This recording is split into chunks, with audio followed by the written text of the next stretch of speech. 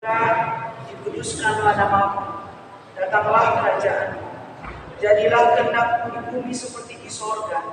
Berikanlah kami pada hari ini makanan kami yang secukupnya, dan ampunilah kami akan kesalahan kami, seperti kami juga mengampuni orang yang bersalah kepada kami. Dan janganlah membawa kami ke dalam pencobaan, tetapi lepaskanlah kami dari yang jahat, karena Engkaulah yang punya kerajaan dan kuasa dan kemuliaan sampai selama-lamanya. Amin. Saudara-saudara, kita akan membaca bagian Alkitab dalam ibadah syukur hari ini dan juga kebaktian gabungan PKB Klasis Kendari Konawe Utara.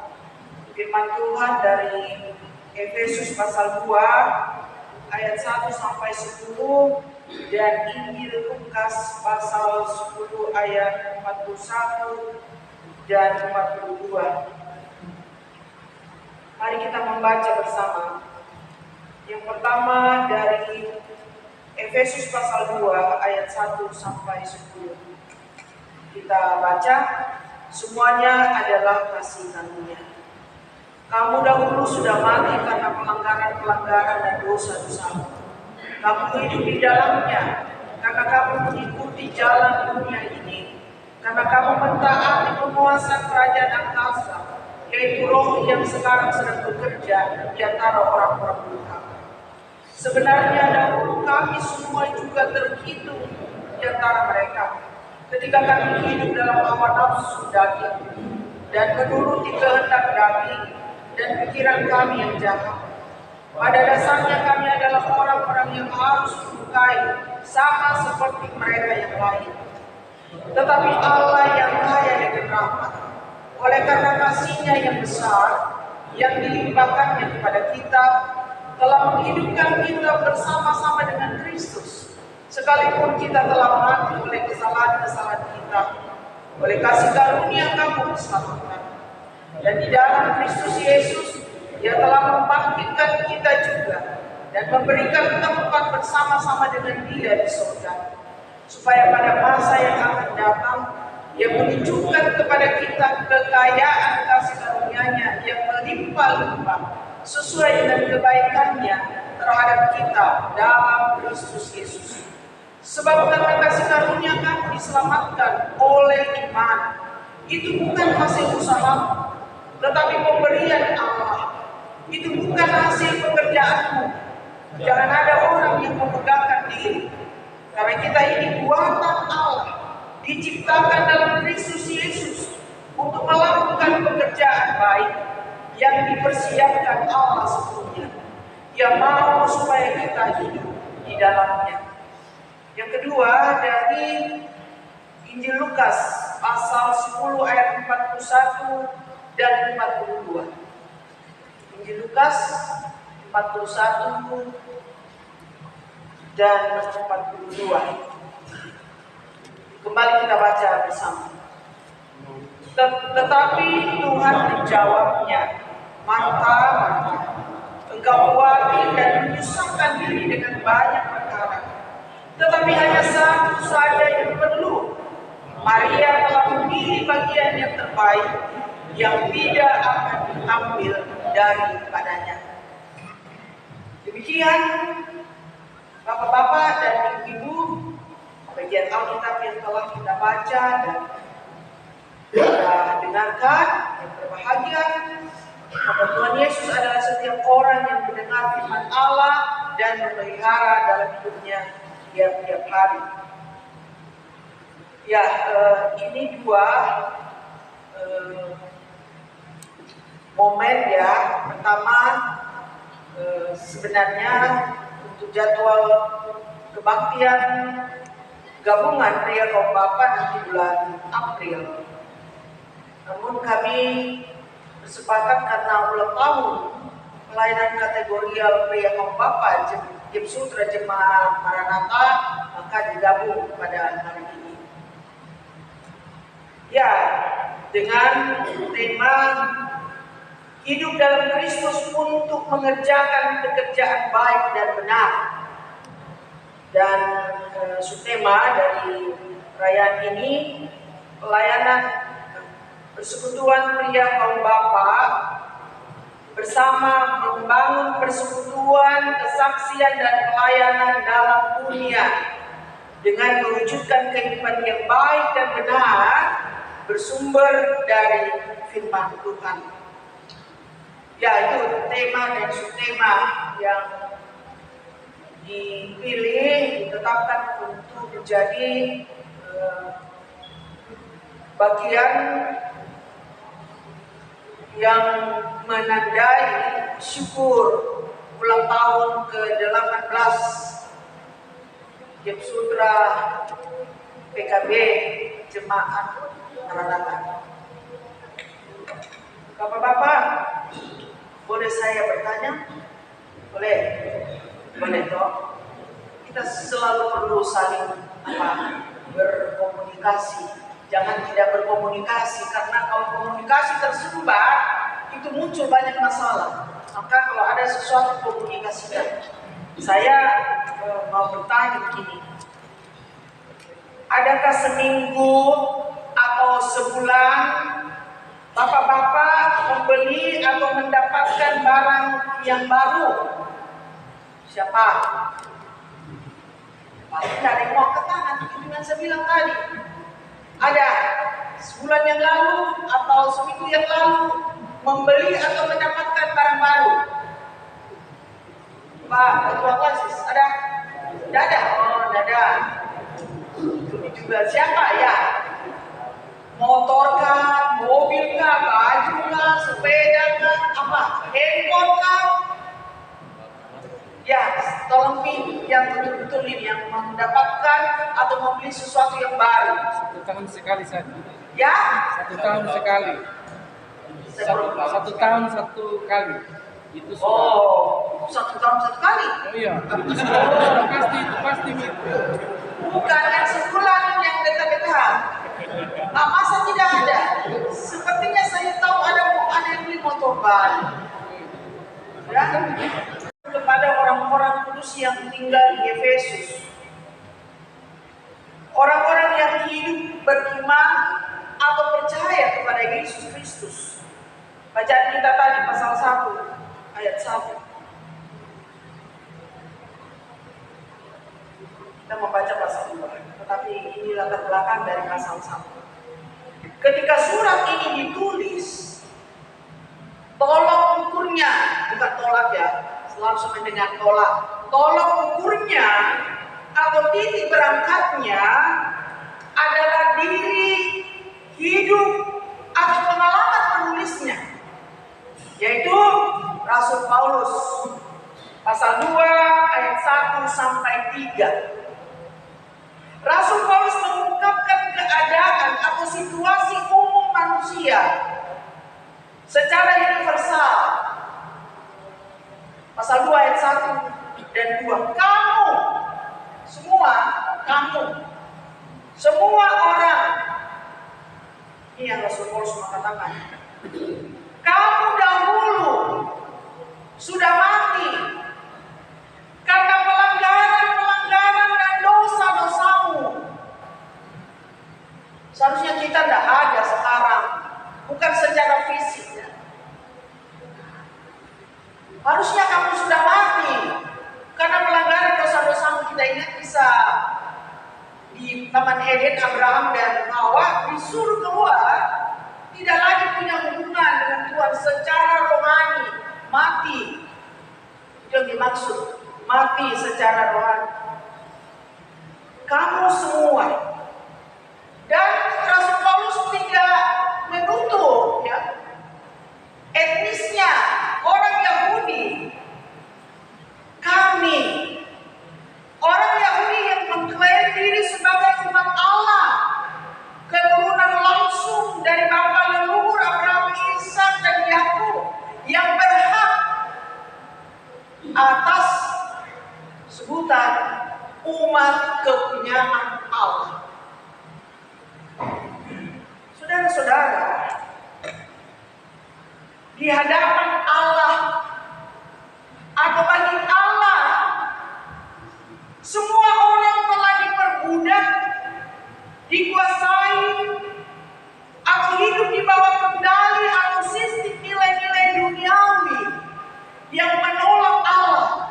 sejak dari Taman Eden. Manusia dengan kebenarannya sendiri merasa kuat, merasa mampu untuk melakukan apa saja, dan itu yang dilakukan Adam dan Hawa. Mengabaikan apa yang Tuhan Allah sudah perintahkan dan sampaikan. Memang manusia memiliki kecenderungan untuk memberi dirinya, hidupnya pun pekerjaannya dikuasai dan diatur oleh dirinya sendiri. Padahal dengan cara seperti itu, kuasa kegelapan, kuasa iblis sementara mengendalikannya. Itu toh yang ada di Taman Eden, Adam dan Hawa dikendalikan oleh kuasa iblis melalui ular. Diperhamba oleh keinginan sia-sia. Sia-sia itu keinginannya Adam dan Hawa.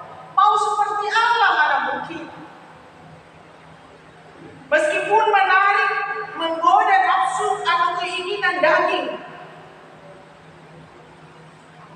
manusia rela menjalani hidup dengan sia-sia, tidak berpaut pada Allah dan firman-Nya. Harusnya Adam dan Hawa sudah diberitahu, ya, jangan ini kamu makan, yang lain boleh banyak.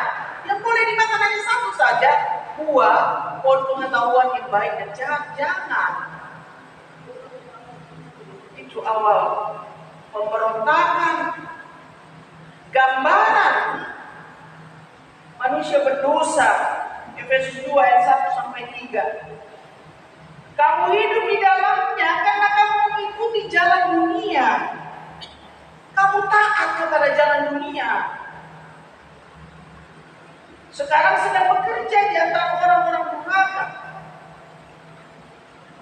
Saudara-saudara, pikiran jahat dan perbuatan jahat manusia adalah gambaran dan wujud perseteruan dengan Allah dan firman-Nya. Sedang melawan Allah dan firman-Nya. Dan itu memang pekerjaan iblis. Allah marah dan murka sebagai respon Allah menghadapi dosa, pelanggaran manusia, ketidaktaatan, ketidaksetiaan. Seringkali memang manusia menunjukkan sikap yang berbanding terbalik dengan apa yang Allah minta. Manusia menolak, mengabaikan hal-hal yang baik dan benar. Tetapi begitu gampang tergoda, terpengaruh, melakukan sesuatu yang buruk dan jahat. Kejahatan yang fenomenal di negeri yang kita cintai ini tidak susah melakukannya, gampang. Dan memang iblis tidak mau memberikan cara-cara yang susah, yang sulit. Dia memberikan cara yang gampang, yang mudah. Itu ayat 1 sampai 3. Ayat 4 sampai 9 dimulai dengan kata,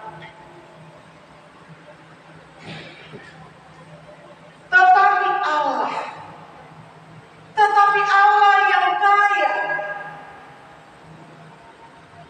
dengan rahmat, oleh karena kasih-Nya yang besar yang dilimpahkan-Nya kepada kita. Tadi gambaran keadaan manusia yang parah karena dosa. Bagian ayat 4 dan 5. Tetapi karena begitu besar kasih Allah akan dunia ini, sehingga Ia telah mengaruniakan anaknya yang tunggal, supaya setiap orang yang percaya kepadanya tidak binasa melainkan beroleh hidup yang kekal. Minta anak-anak kita, ajak cucu kita menghafal ayat itu, supaya ada dalam dirinya bahwa saya ini ada karena kasih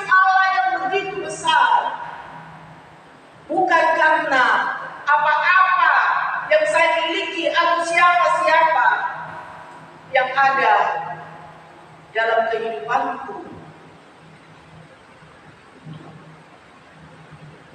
Saudara-saudara,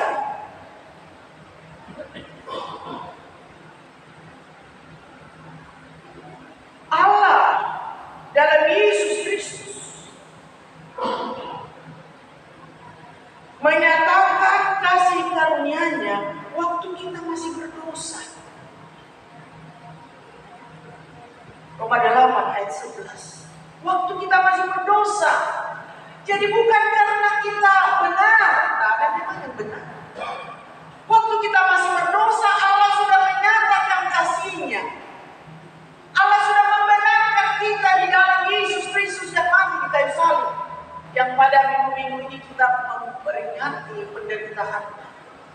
Jadi pada waktu kita masih berdosa, bukan atau tidak ada seorang pun yang dibenarkan Allah karena memang dia benar, atau karena dia saleh, dia hidup beribadah. Itu respon ketika seseorang mengalami bahwa dia dibenarkan oleh kasih karunia Allah. Lalu dia beribadah, dia mengucap syukur, dia menyanyi seperti bapak-bapak tadi, dan nanti sebentar lagi. Itu ekspresi orang-orang yang mengalami kehadiran Allah yang menyelamatkan hidupnya. Selalu bersyukur, memuji-muji Tuhan. Bahkan tema kita mengerjakan pekerjaan yang baik dan benar. Itu gambaran identitas orang-orang yang tadi dalam ayat 4 dan 9. Ayat 4 sampai 9. Tetapi Allah yang kaya dengan rahmat-Nya. Saudara-saudara, di dalam Kristus, oleh kasih karunia Allah yang berlimpah-limpah, itu dinyatakan kepada manusia, mereka yang mau percaya dan menerimanya. Efesus 2 ayat 8 sampai 9. Sebab karena kasih karunia kamu diselamatkan oleh iman, itu bukan hasil usahamu, tetapi pemberian Allah. Itu bukan hasil pekerjaanmu. Jangan ada orang yang memegahkan diri.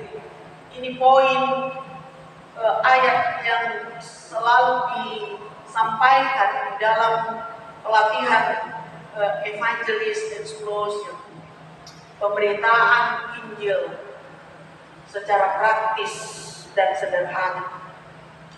Saudara-saudara, oleh kasih karunia Allah yang berlimpah-limpah, makanya dalam satu pertemuan pembinaan dengan majelis jemaat, ada seorang yang katakan, pendeta, bagaimana kita mau menghayati firman ini yang Yesus katakan dalam Yohanes 10 ayat 10, bahwa dia memberikan tidak seperti pencuri, tetapi dia memberikan hidup yang berkelimpahan. Nah, sampai hari ini saya itu susah. Itu sudut pandang manusia secara lahiriah, jasmani, dan material. Allah di dalam Yesus Kristus tidak memandang kehidupan manusia dari kehidupan atau sudut pandang lahiriah saja atau material saja. Allah memandang manusia seutuhnya, jasmani atau fisik, rohani, mental, spiritual, itu satu kesatuan. Jadi ada seperti ini istilah ibadah ritual tapi non aktual. Ibadah ritualnya oke. Seperti kita saat ini ibadah ritual. Ada sebentar ya, ada korban, ada syukur, dan seterusnya. Tapi ibadah aktual tidak boleh terpisahkan atau lebih kecil atau diabaikan. Berjalan bersama. Itu kata Yesus dalam Injil Matius 7 ayat 21. Bukan orang yang berseru kepada Tuhan, Tuhan akan masuk ke dalam kerajaan sorga, melainkan mereka yang melakukan kehendak Bapakku yang di sorga. Iman tanpa perbuatan kan Yakobus mati. Saudara-saudara, Allah yang mengaruniakan dan mengerjakan keselamatan itu, mengaruniakan dan menemukan iman dalam diri setiap orang yang bersedia dan mau datang kepada Kristus, Sang Juru Selamat, dalam iman kepada Allah Tritunggal, Allah Bapa, Anak, dan Roh Kudus. Manusia beroleh atau mendapatkan keselamatan dan hidup kekal bukan karena usaha atau perbuatan baik, atau karena seseorang merasa saleh dan benar, karena terlibat dalam berbagai aktivitas rohani dan kemanusiaan. Tentu tidak, Bapak Ibu Saudara sekalian. Karena itu adalah respon, jawaban kita atas kasih karunia Allah yang besar rahmatnya bagi kita. Karena begitu besar kasih Allah akan dunia ini. Saudara-saudara, Allah menganugerahkan hidup kekal semata-mata atau hanya karena kasih karunia-Nya, kemurahan-Nya. Seperti yang kita baca tadi dalam Yohanes 3 ayat 16. Itu percakapan Nikodemus dan Tuhan Yesus. Nikodemus seorang ahli atau seorang pemimpin agama Yahudi dari mazhab atau golongan Farisi, merasa kebenarannya perlu dipertanyakan. Hukum-hukum yang diajarkan, yang dilakukan baginya ketika melihat kebenaran pada Yesus, ia merasa sangsi dengan kebenarannya. Dan itulah kadang-kadang gambaran kita manusia. Karena itu tidak bisa tidak. Seorang yang menjadi Kristen, seorang yang percaya kepada Kristus, tidak bisa tidak untuk tidak berpaut kepada Kristus dan firman-Nya. Kalau kita mendengar NKRI harga mati, iya, lebih-lebih Kristus tidak bisa diganti, ditukar dengan apapun. Dalam Kisah Rasul 4 ayat 12, keselamatan hanya ada di dalam Yesus Kristus. Dan keselamatan tidak ada di dalam siapapun juga selain dalam Dia.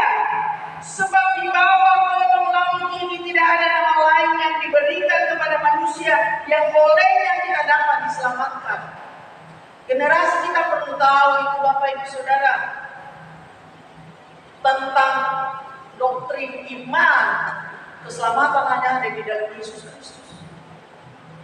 Dan pengajarannya bukan lagi kalau mereka sudah dewasa akan di sana sini belajar di gereja, mulai dari rumah. Berbicaralah selalu, berkomunikasilah dengan anak-anak atau cucu tentang iman, tentang keselamatan di dalam Yesus Kristus. Bapak-bapak, kalau ada yang terlalu aktif di luar, ya, saya menyarankan dikurangi.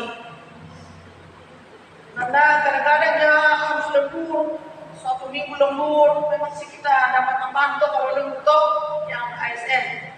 Kami tidak ada lembur-lemburnya, memang setiap waktu kalau dibutuhkan pelayan yang tua, ya, yang bekerja, semua kita yang bekerja di luar. Ada waktu untuk mendidik, mengajar anak-anak kita tentang keselamatan, hidup kekal di dalam Yesus Kristus. Karena sekarang bapak-bapak ibu tahu betapa kuatnya pengaruh itu gadget tidak ada, handphone saya tidak bawa, ada di bawah. Betapa kuatnya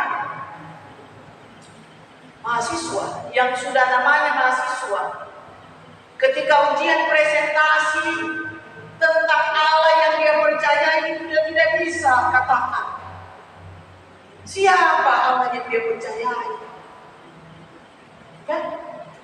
Padahal sudah dari sekolah minggu bahkan setan sudah sudah kata Kesasi sudah, tapi karena kami kata Kesasi mungkin main-main saja atau handphone saja keurus. Makanya kau tidak tahu, matikan saja. Kita kan lagi ibadah. Saya tertarik ya dengan satu diskusi dengan ibu-ibu di kelompok pendalaman Alkitab, kelompok kecil. Ketika hari Minggu harus pergi, apalagi itu kegiatan di kantor, lalu dia katakan begini, saya itu kan hari Minggu harus beribadah, mana saya mau pergi di kantor lagi kalau hari Minggu? Tidak ada yang saya punya hari persekutuan dengan Tuhan dan jemaat. Ya teman-temannya, nanti kita dimarah, kamu harus menanggung karena resikonya itu. Pimpinan akan marah dan ya ada resiko lain. Ya tidak apa-apa lah, kalau saya juga harus kembali ya saya menghadap. Tapi yang terbaik dalam hidup ini, bagi diri Bapak, bagi keluarga, bagi persekutuan, bagi tempat di mana Bapak-bapak bekerja, bermasyarakat, pilih yang terbaik. Ada yang baik tapi yang terbaik itu pilih. Oke, selanjutnya Nikodemus tahu bahwa kebenarannya, kesalehannya, atau apapun yang menjadi idealismenya harus diperhadapkan dengan Yesus. Karena dia melihat pada Yesus. Katanya, kamu ya, dia utusan Allah. Berbeda dengan apa yang Nikodemus miliki. Karena itu Yesus bilang, lahir kembali, dilahirkan kembali. Kita inilah bapak-bapak, ibu-ibu yang dilahirkan kembali oleh pengorbanan Kristus. Di kayu salib, oleh kasih Allah, kita dilahirkan kembali menjadi manusia baru. Manusia yang mengerjakan yang baik dan benar untuk hormat dan kemuliaan Tuhan. Karena kita ini buatan Allah. Ayat 10 bacaan kita. Saya mengajak kita melihat kembali. Karena kita ini buatan Allah, diciptakan dalam Kristus Yesus untuk melakukan pekerjaan baik yang dipersiapkan Allah sebelumnya, yang mau supaya kita hidup di dalamnya. Jadi bukan sembarangan, bukan acak-acakan atau sembrono. Allah merancang hidup kita dan apa yang kita mau kerjakan. Dipersiapkan Allah sebelumnya. Bapak Ibu Saudara, betapa berharganya kehidupan kita di hadapan Allah. Dan Allah mau memakai kita untuk memberitakan kabar baik itu yang Allah kerjakan di dalam diri kita, hidup kita melalui Yesus Kristus.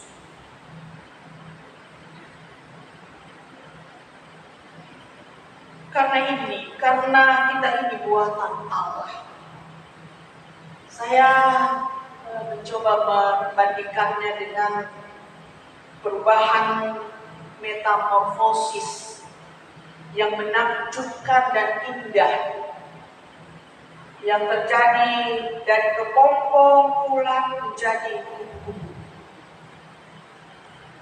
Manusia yang telah berdosa hina dan diperhamba oleh iblis melalui keinginan-keinginan daging nafsu duniawi, diubahkan oleh Allah di dalam Kristus. Kristus yang dikorbankan sebagai penebus manusia dari dosa. Allah menjadi manusia. Layaknya kepompong dan ulat yang dianggap dan nampak menjijikan untuk dilihat apalagi disentuh, diubahkan, ditransformasi, mengalami perubahan bentuk dari Sang Pencipta Allah di dalam Yesus Kristus. Perubahan bentuk apa? Seluruhnya kehidupan kita. Kita tidak berubah wajah, tapi karakter, sifat, sikap kita diubahkan dari keinginan, kecenderungan melakukan kejahatan kepada menjadi alat di tangan Tuhan untuk perbuatan yang baik dan benar. Kepompong dan bulan yang telah mengalami proses metamorfosis menjadi sesuatu makhluk yang indah untuk dipandang. Saya kira semua orang suka kalau kupu-kupu berterbangan di halaman rumah di mana ada bunga-bunga. Makanya saya minta selalu teman-teman ya, Bapak Luther dan juga Pedi, tanamlah bunga-bunga supaya itu kupu-kupu datang. Dan kalau kita lihat kupu-kupu, kita melihat diri kita yang mengalami metamorfosis, perubahan dari pelaku dosa, pelaku kejahatan menjadi alat yang benar, yang baik di tangan Tuhan. Sebagai ciptaan baru atau manusia baru, kita lahir baru di dalam Kristus karena kasih Allah kepada kita. Jadi bapak-bapak dan jemaat sekalian yang Tuhan Yesus kasihi, di dalam Kristus kita telah dimeteraikan, dianugerahi identitas baru. Perubahan yang sangat signifikan, yang sangat esensi sebagai seorang Kristen. Bukan lagi kehidupan sia-sia yang fana karena dosa, tetapi kehidupan baru, menjadi anak-anak Allah, lahir baru, seperti yang dijelaskan Yesus kepada Nikodemus. Kita adalah buatan Allah, ciptaan baru di dalam Kristus Yesus. Sebuah kehidupan dengan identitas baru yang begitu indah, baik, dipersiapkan Allah, sempurna di dalam Kristus. Supaya orang Kristen yang hidup dalam Kristus mengusahakan atau berjuang untuk melakukan pekerjaan-pekerjaan yang baik, benar, mulia, dan terpuji sebagai persembahannya kepada Tuhan. Roma 12 ayat 1. Ibadah sejati adalah mempersembahkan hidup yang benar, yang kudus kepada Allah. Saudara, metamorfosis adalah proses perubahan yang sangat kompleks. Aspek biologisnya, kimiawi, fisik, struktur, begitu juga perubahan kita tidak mudah, tidak gampang, kompleks. Kecuali kalau kita datang berserah kepada Tuhan dalam iman kepada Yesus Kristus, Dia yang akan mengerjakan melalui kuasa Roh. Allah menciptakan makhluk kecil, kupu-kupu dengan begitu baik dan sempurna melalui proses metamorfosis.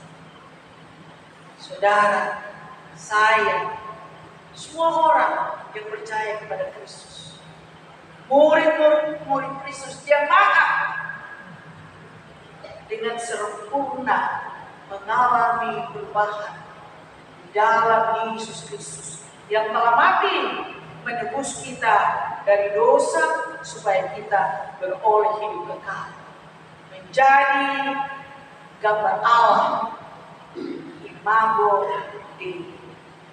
Maukah kita hanya menjadi orang Kristen tanpa perubahan? Tentu tidak.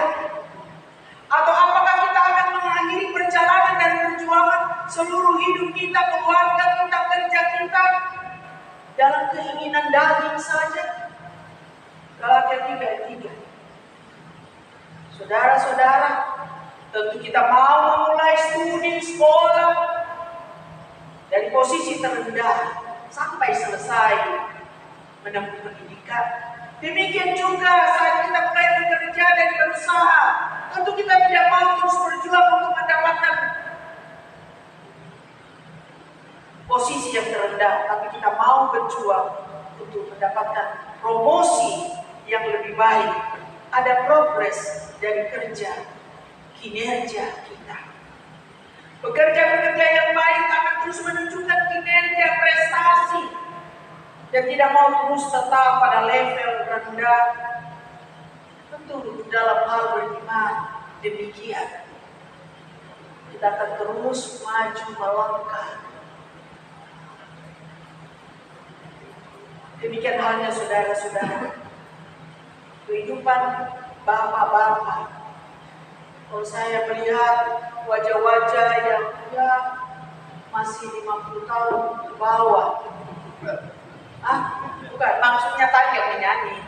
Kalau yang duduk memang sudah ada 50 tahun lebih ya, tapi yang menyanyi tadi itu umumnya masih muda-muda. Ya, jadi ya sudah tahulah apa yang harus kita buat sebagai murid-murid Yesus, sebagai orang-orang pilihan, sebagai garam dan terang dunia. Terlalu banyak identitas yang begitu indah, begitu baik, begitu berharga yang Tuhan berikan kepada kita. Saudara-saudara, kita bukan lagi orang-orang gampangan.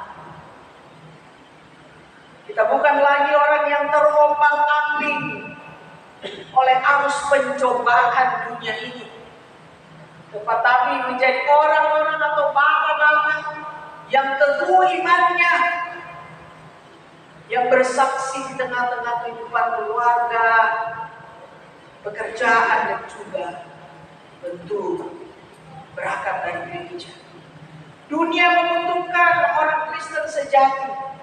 Dunia membutuhkan bapak-bapak kita semua dengan identitas yang jelas, anak-anak Allah, umat tebusan, atau apalagi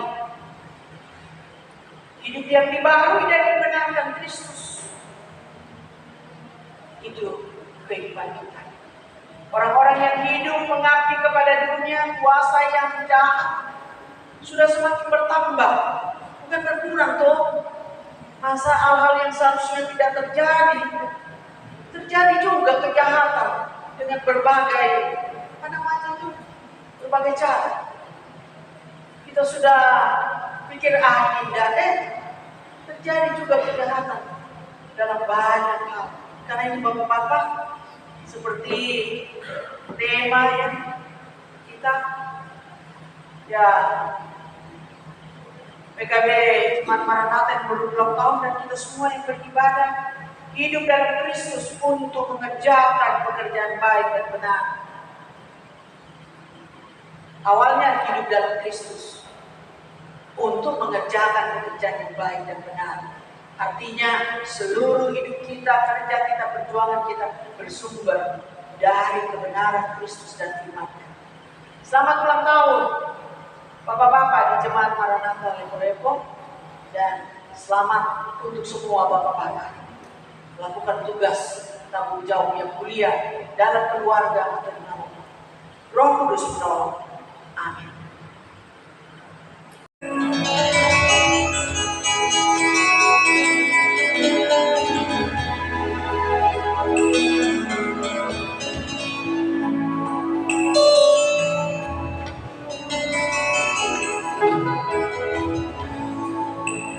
Di saat ini Tuhan, ku perlu katamu, ku perlu jamaahmu Tuhan, untuk mengubah hidupku.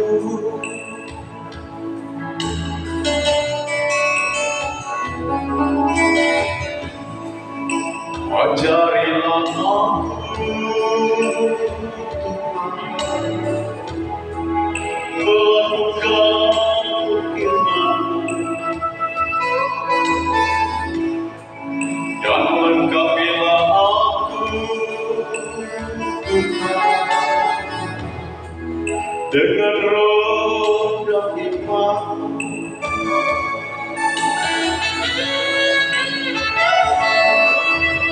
Tiada yang mustahil bagimu, tiada yang tak mungkin bagimu. Aku mau berserah dalam tangan-Mu.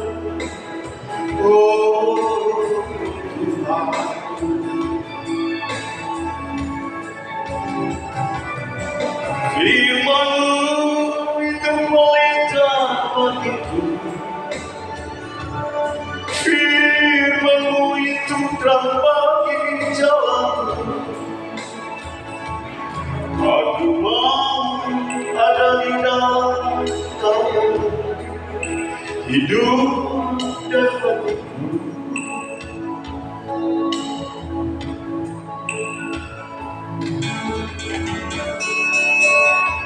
Oh Tuhan,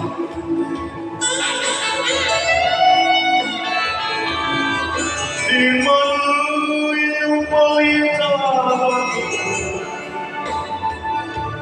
firman-Mu itu terang bagi jalanku. Aku mau ada di dalam tangan-Mu, hidup dan matiku.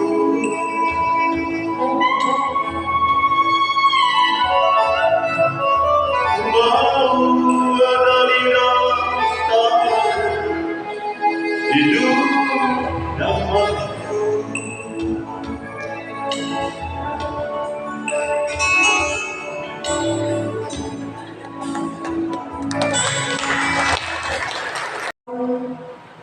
Kepengurusan pelayanan kategorial Papa Sutra Jemaat Maranatha Lepo, kehadiran bapak-bapak yang datang dari berbagai jemaat Klasis Kendari Konawe Utara, terpujilah Tuhan.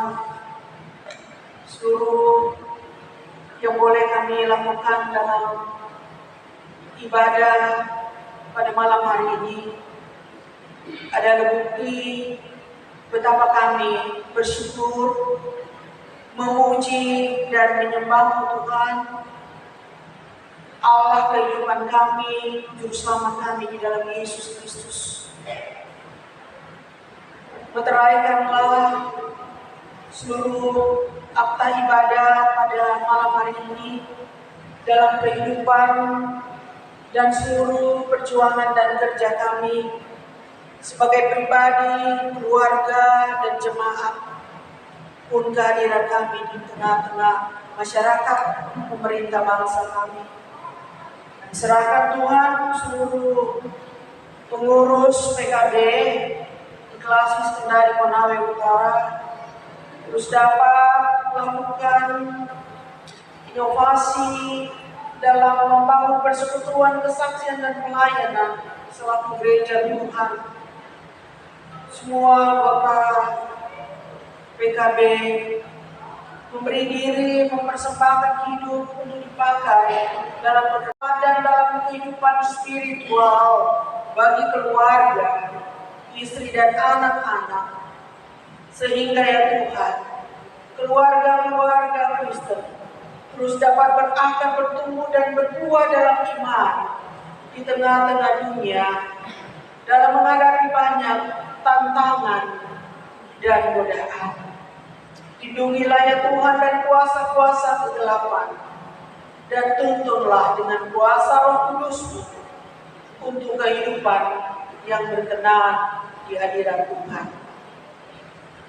Kami akan melanjutkan tugas dan tanggung jawab kami sebagaimana yang Tuhan kehendaki.